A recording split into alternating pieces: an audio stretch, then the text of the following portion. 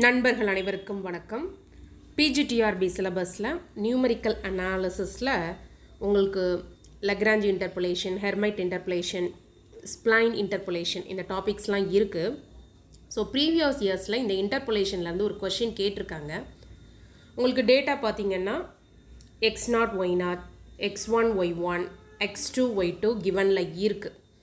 அதாவது x0 1, x1 1/2, x2 3, y0 3, y1 minus 10, y2 2. So உங்களுக்கு ஒரு குவாட்ரடிக் பாலினாமியல் கிடைக்கும்.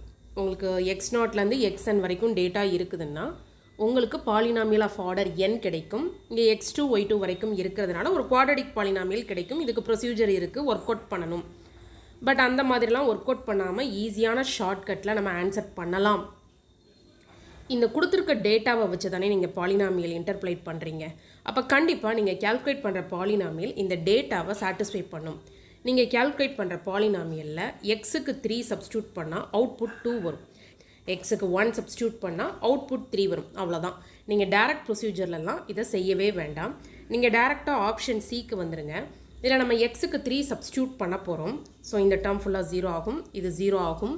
எக்ஸுக்கு 3 சப்ஸ்டியூட் பண்ணுறதுனால 2/5 into 3 minus 1 2, 3 minus 1/2, 5/2.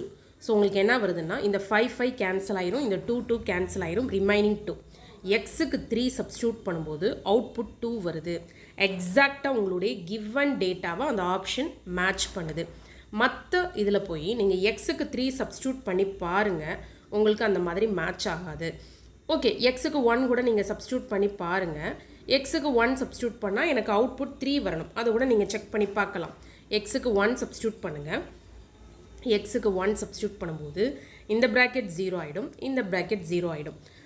ஸோ இந்த டேர்ம்ஸ் இருக்கிற ப்ராக்கெட்லாம் 0 ஆகிடும். இப்போ பாருங்கள், நான் எக்ஸுக்கு 1 சப்ஸ்டியூட் பண்ணுறேன். 1 minus half 1/2, 1 minus 3 -2. வெளியில் ஒரு -3 இருக்குது, இந்த 2 கேன்சல் ஆகும், மைனஸ் இன்ட்டு மைனஸ் ப்ளஸ் 3 வருது.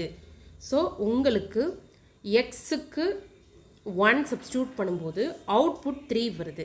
ஸோ இந்த மாதிரி நீங்கள் டேட்டா வச்சு ஈஸியாக கேல்குலேட் பண்ணலாம். டேரக்ட் ப்ரொசீஜரில் செஞ்சிங்கன்னா ரொம்ப டைம் எடுக்கும்.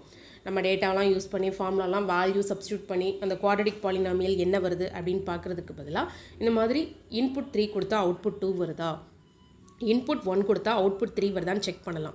ஏன்னா இந்த டேட்டா வச்சு தான் நீங்கள் பாலினாமியல் இன்டர்போலேட் பண்ணுறீங்க அப்படின்ற போது கண்டிப்பாக நீங்கள் கேல்குலேட் பண்ணுற பாலினாமியல் இந்த டேட்டாவை சாட்டிஸ்ஃபை பண்ணணும். ஸோ ஈஸியான ட்ரிக் இது தான். இப்படி நீங்கள் ஆப்ஷன் சி அப்படின்னு சொல்லிடலாம்.